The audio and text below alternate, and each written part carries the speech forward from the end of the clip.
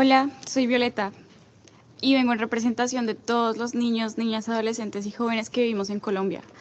Soy una adolescente mujer y pues esto lo celebramos, porque en gran parte de los espacios de participación como este, la representación suele ser masculina y de personas adultas. Bueno, hablar de conflicto, guerra y paz en un país como Colombia es básicamente hablar de toda la historia de un país.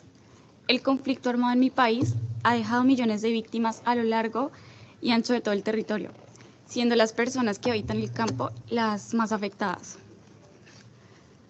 Ser niño, niña, adolescente o joven y vivir en el campo colombiano, pertenecer a comunidades indígenas, afrocolombianas, ser refugiado o migrante, o simplemente pertenecer a la comunidad LGBTIQ+, no es fácil.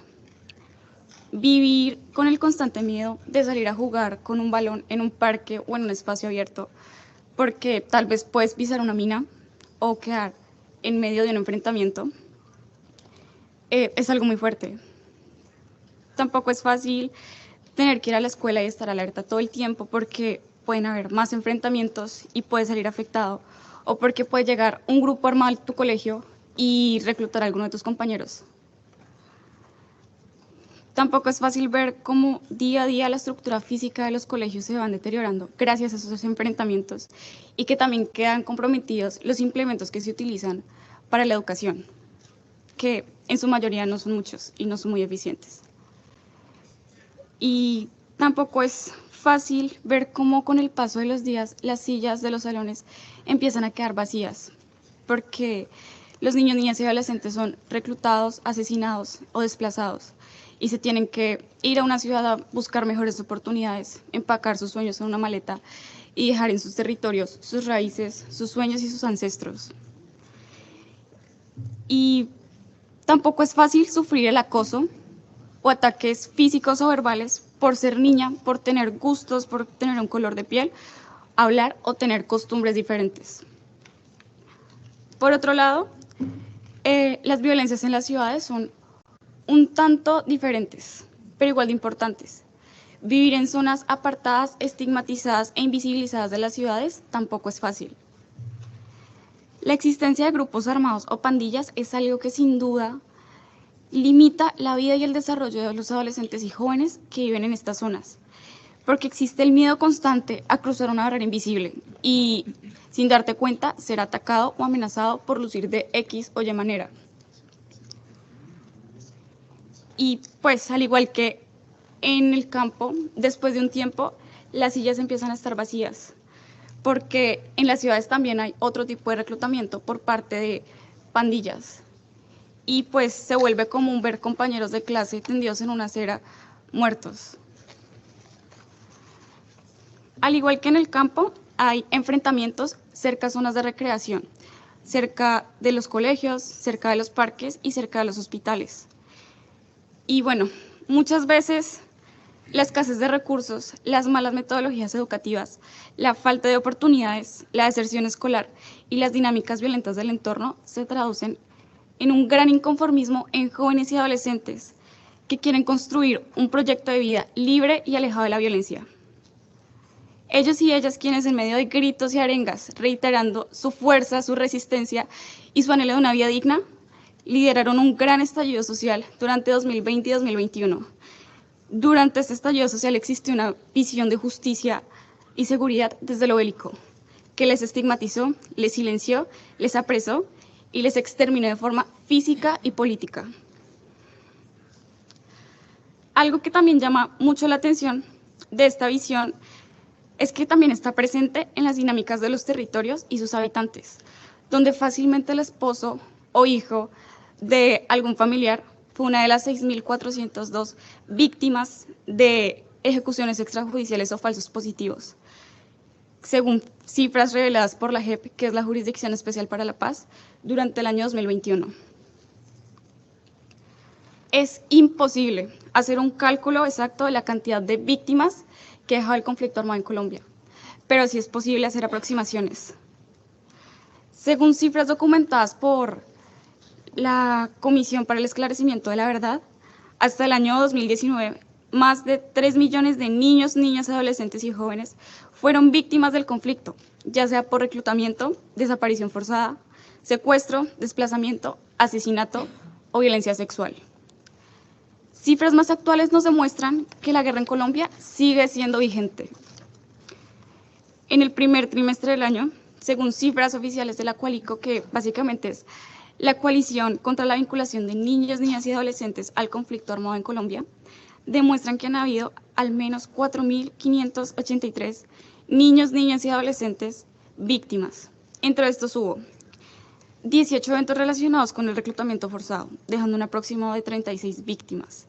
17 eventos relacionados con el desplazamiento forzado, dejando un aproximado de 1.283 víctimas.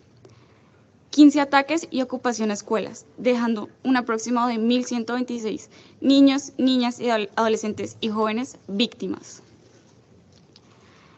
Pero por otro lado, gran parte de estas afectaciones podrían ser prevenidas en un futuro, si la niñez, adolescencia y juventud tuviera la oportunidad de participar en procesos y en construcción de paz. De hecho, entre septiembre y febrero, a través de un proyecto apoyado por Save the Children, se realizaron estudios y encuestas con niños, niñas, adolescentes y jóvenes en diferentes países que alguna vez tuvieron algún tipo de conflicto armado interno, como lo son Colombia, Yemen, Filipinas, Mali, Nigeria, entre otros. Casi la totalidad de estas personas consideran que la niñez debería estar involucrada en procesos de construcción de paz. ¿Por qué? Básicamente por las siguientes razones. Primero, porque la niñez tiene el derecho a opinar libremente y tiene la capacidad de hablar sobre estos temas. Segundo, porque es más probable construir paz cuando se comparten opiniones. Y tercero, porque ellos y ellas pueden aprender información y habilidades que pueden compartir con sus familias y comunidades. Adicional a esto, también preguntamos por cuáles son los factores que usualmente impiden la participación de niños, niñas y adolescentes en procesos de paz. Y encontramos que principalmente es por las siguientes dos razones. Primero, porque los adultos piensan que la niñez, la adolescencia y la juventud no cuentan con la madurez suficiente para contribuir a la conversación sobre construcción de paz y acuerdos de paz. Y pues por esta razón no invierten en su participación. Y segundo, porque la mayoría no sabe, no tiene las metodologías o no tiene las herramientas para trabajar con niños, niñas y adolescentes. No saben cómo llegar a esas comunidades. Y finalmente, lo que creo que puede ser el resultado más importante de esta encuesta es que casi el 95% de las personas encuestadas pues están interesadas por trabajar por la paz. O sea, de verdad hay un interés grande y de verdad quieren hacerlo. Y por eso deberíamos invertir en ese tipo de procesos. Ya casi finalizando, seguimos con las recomendaciones, que pues recomendaciones hay por montones porque un historial tan largo de conflicto nos permite darnos cuenta y saber qué funciona y qué no.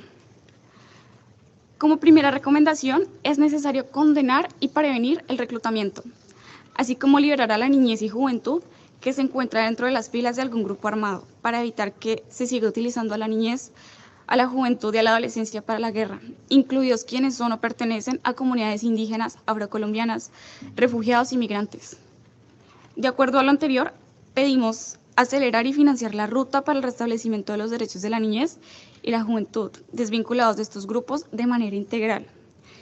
Igualmente, reconocer a la niñez y a la juventud perteneciente a estos grupos como víctimas del conflicto, como también agentes del cambio y de construcción de paz, porque usualmente se nos reconoce de dos formas, como víctimas y como replicadores del conflicto, como máquinas de guerra, pero no se reconoce el rol más importante, que es el rol de agentes de cambio.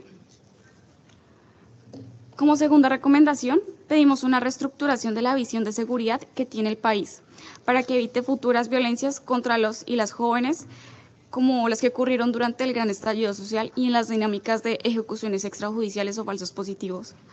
Para esto es necesario formar a los grupos, tanto legales como ilegales, en el conflicto para que respeten plenamente el derecho internacional humanitario. Igualmente pedimos la liberación y la restitución de derechos de las víctimas y sus familias, así como la liberación de la juventud presa durante esas manifestaciones.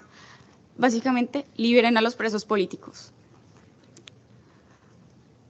Como tercera recomendación, recomendamos condenar enérgicamente la violencia sexual cometida contra la niñez y adolescencia durante el conflicto y tomar medidas inmediatas para prevenirlas y repararlas rápidamente con servicios tanto de salud física como de salud mental, acompañado de procedimientos jurídicos. Como cuarta recomendación, hacer los cambios pertinentes para garantizar la cobertura, el acceso, la calidad, la permanencia y la pertinencia en la educación, especialmente en las zonas rurales y apartadas, permitiéndoles emprender proyectos de vida alejados de la confrontación armada y de la ilegalidad. Este trabajo será más sencillo si se siguen las directrices de la Declaración de Escuelas Seguras, que si bien es una declaración que ya se firmó en Colombia, es algo que necesita veeduría, algo que necesitamos que se haga realidad en los territorios. Ya se firmó, pero ¿qué sigue? ¿Cómo está funcionando? Asimismo, se solicita una veeduría a las recomendaciones de la Comisión de la Verdad sobre la reestructuración de los derechos a la educación de la niñez y a las juventudes en los territorios afectados por el conflicto armado. Como quinta recomendación, queremos que se garantice la presencia del Estado con un énfasis en el desarrollo integral y en la educación para la paz, para la niñez y las juventudes en las zonas rurales. Eso les permitirá desarrollar planes de vida en paz, alejados del conflicto y desvinculando la presencia del Estado netamente desde la defensa. Y como última recomendación, le pedimos al Consejo de Seguridad de la ONU y a sus países miembros que sean garantes del cumplimiento de los acuerdos de paz firmados durante el año 2016 y que sigan generando posibles soluciones al conflicto armado que se ha venido recrudeciendo en nuestro territorio nacional. Sugerimos conformar una comisión que tenga conocimiento en temas de seguridad y paz y que esté comprometida con la defensa de los derechos humanos y del Estado Social de Derecho. Esta comisión deberá apoyar posibles negociaciones de paz y garantizar que en los procesos actuales y futuros que haya participación de niñez, porque en los procesos pasados, pues, si bien hubo cierta participación de niñez, no fue una participación integral ni representativa. No hubo como mesas de diálogos en zonas apartadas y rurales y el proceso no fue integral, no fue representativo. Y eso es lo que pedimos, que para un futuro la representación sea justa, que se nos tenga en cuenta plenamente y que no solamente sea para llenar un papel. Asimismo, la participación de juventud y de organizaciones humanitarias, víctimas, pueblos étnicos, mujeres, jóvenes, personas pertenecientes a la comunidad LGBTIQ+, representantes de las fuerzas militares, policía y organismos de inteligencia. La normalización de la violencia y el conflicto y las secuelas que nos han dejado son el resultado de muchos años en guerra. Reiteramos que a pesar de que ya se firmó un acuerdo de paz en Colombia y que se cree que Colombia es un país en posconflicto, no hay nada más falso que eso, porque el conflicto sigue siendo vigente en Colombia y sigue afectando a las comunidades. Preservar y crear la paz no es solo responsabilidad de un grupo de personas, es responsabilidad de todo el mundo. Y la paz no se crea solo desde firmar un papel con ciertas agrupaciones y ya. La paz se hace en el territorio. La paz la preservamos todos y todas. Y es necesario que todos y todas trabajemos para esto. Es muy importante también trabajar desde la base, trabajar desde la niñez, desde la adolescencia y la juventud. Porque un país que no le permite a su niñez, a su infancia y a su adolescencia y a su juventud trabajar en torno a la construcción de paz y en torno a los procesos de paz, es un país que se condena a un futuro en guerra. Muchas gracias.